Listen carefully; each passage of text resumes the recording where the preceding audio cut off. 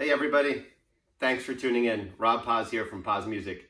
I just wanted to reach out, thank everybody for their patience, everyone in the Paz Music family, their patience throughout the current times and how we've all quickly adjusted.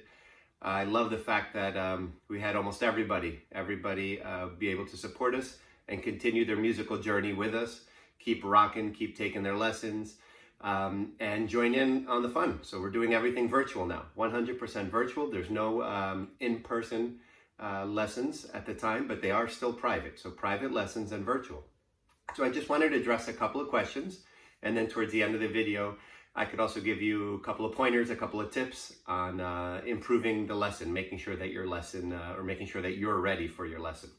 So one of the things is, I've been asked a lot of questions, is will virtual lessons be like regular in-person lessons? So they're very similar. It is still the instructor with the student, so it is still private. Our basis is very much on music theory, so you will, regardless of the instrument, you're going to have a lesson book, you're going to have a performance book, we're going to be covering technique, and we will be covering music theory. So this will be the same, regardless of the instrument, regardless of it's virtual or in person, we're still going to do this. So the lesson will be a lot like your in-person lessons. Another question I get asked is, are they as good as in-person lessons?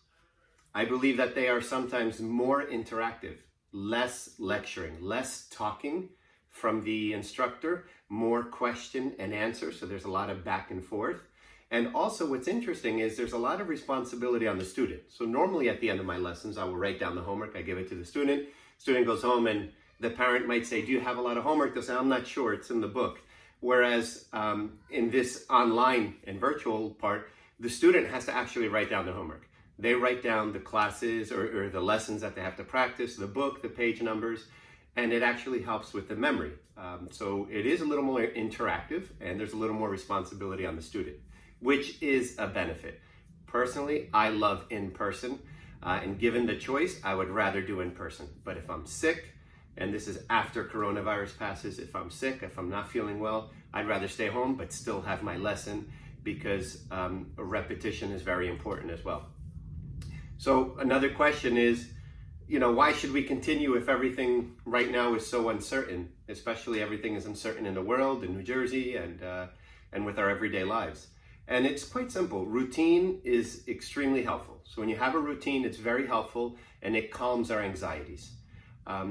For especially the younger children, giving them a daily structure. So practicing every day and then having your weekly lesson. This is what we did when we were outside, when we were going to work and going to school normally. And now in the current environment, we should try to keep our children's structure as similar as possible.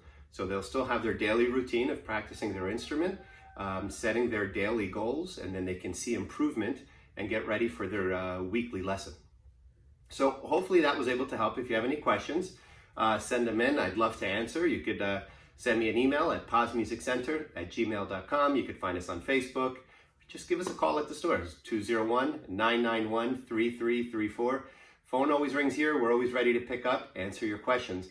And I also want to give you just a quick couple of tips for good camera angles, okay? So if we're doing a piano lesson, sometimes you're gonna have to just adjust your angle, just like this. So just a quick adjustment. I'm here. This helps the instructor. This is a great angle right here because the instructor can see, make sure I'm not slouching, make sure my back is straight, that I have good hand posture, and they can also see my hands, make sure that my fingers are not flat, make sure I'm not encroaching on the black keys, actually make sure that I have a nice C cup, C frame here on my hands.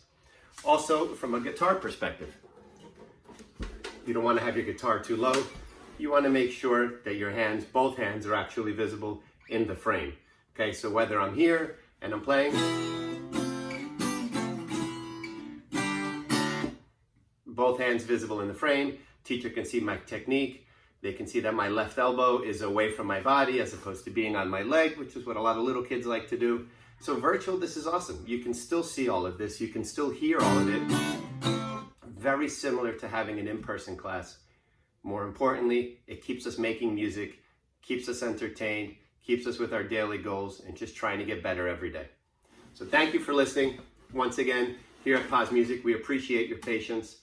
We miss seeing you in person, but having a lot of fun seeing all of my students virtually, seeing them sometimes in their living rooms, on beautiful pianos, on keyboards, on different setups with their guitars. We've had saxophone, we've had trumpet, we've had violin, we've had a bunch of, a little bit of everything. We've had drums as well.